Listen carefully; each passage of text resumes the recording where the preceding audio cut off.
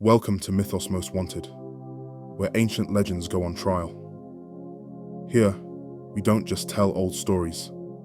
We dig up cold cases buried in sacred texts, forgotten temples, and whispers of eternity. Each episode unearths the darkest, most violent crimes ever committed by divine beings. From genocidal tantrums to cosmic war crimes, from human sacrifice to unholy betrayal. We'll break down their lives, their motives, and their madness. With psychological evaluations, crime scene analysis, witness interviews, and final verdicts. Because here, mythology isn't worshipped, it's interrogated. This is Mythos Most Wanted, and every god has blood on their hands. Today, we look at the maniacal dark arts practitioner known as the Drowned Judge of Port Royal. Port Royal, once heralded as the gleaming gem of the Caribbean, bore a reputation as notorious as it was resplendent. Amid its sun-bleached shores and bustling harbours, it thrived as a haven for corsairs, cutthroats, and colonists who bartered blood for gold. Its taverns sang with the raucous joy of the damned, its brothels whispered forbidden secrets, and the sea, ever watchful, bided its time. On the fateful morning of June 7th, 1692, the sea rose, the tide making its judgment. In mere minutes, half the city vanished beneath the waves. Historians speak of tectonic shifts and natural disasters, but locals, steeped in centuries of terror, know it was no accident. Beneath the brine and shattered stone sleeps a malignancy, an ancient, wrathful spirit awakened by sin. That entity has a name, murmured only in candlelit confession: the Drowned Judge.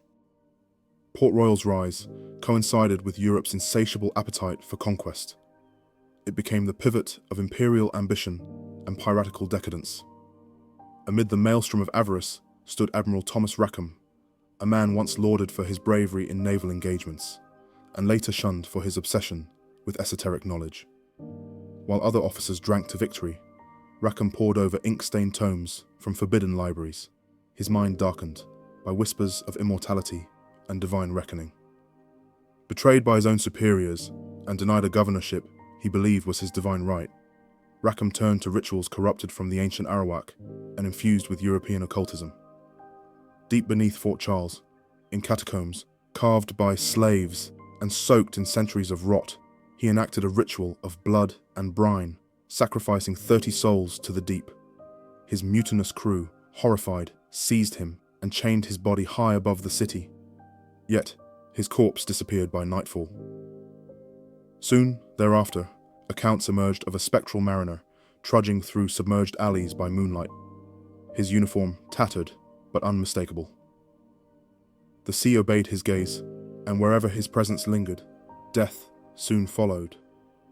Locals dubbed him the Drowned Judge, a sentinel of salt and silence. June 7th, 1692, dawned humid and bright. Unremarkable, but for an eerie stillness. Then, with a cry that split the heavens, the earth convulsed. Streets cracked, buildings splintered, and the ocean surged inward as if summoned by divine wrath. Eyewitnesses spoke of tremors unlike any before, of the very land rebelling against its inhabitants. Survivor Edward Martin chronicled what he believed was an execution said, "I saw him on the dock. His form shimmered like heat over stone. He raised a skeletal hand, and the tavern crumbled as though made of sand. He did not shout. The sea answered without words."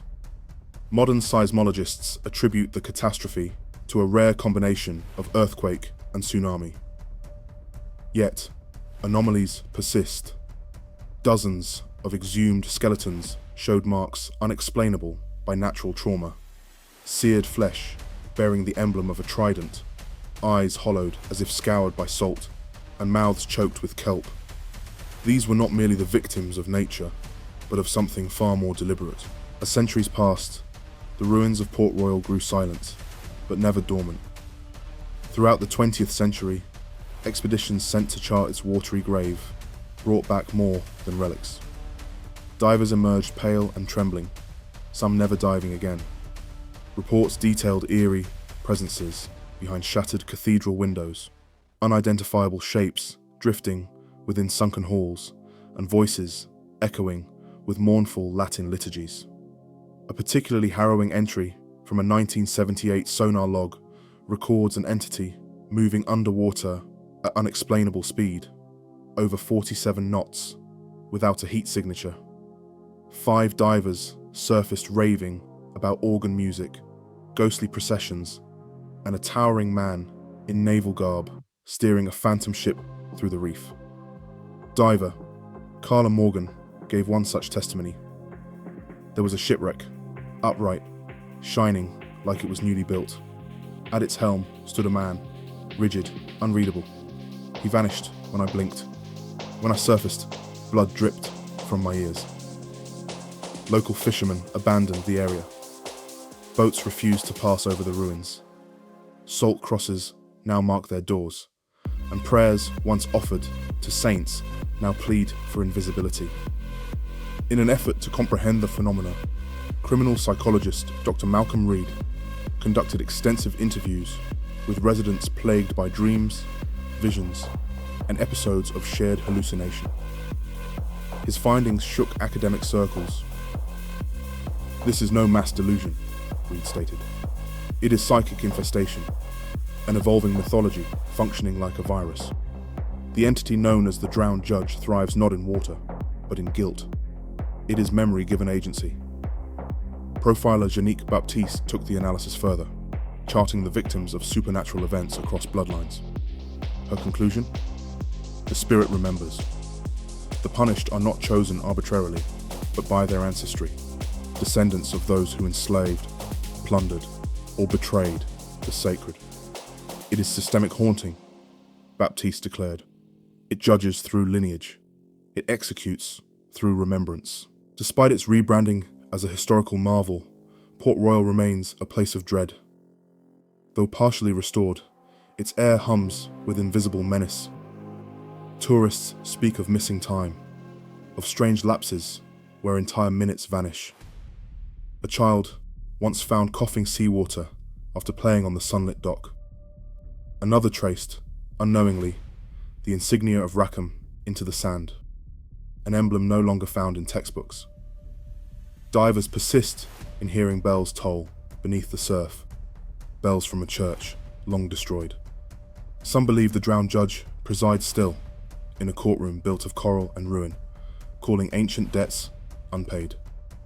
Port Royal's legacy is not confined to pirates and pillaged gold.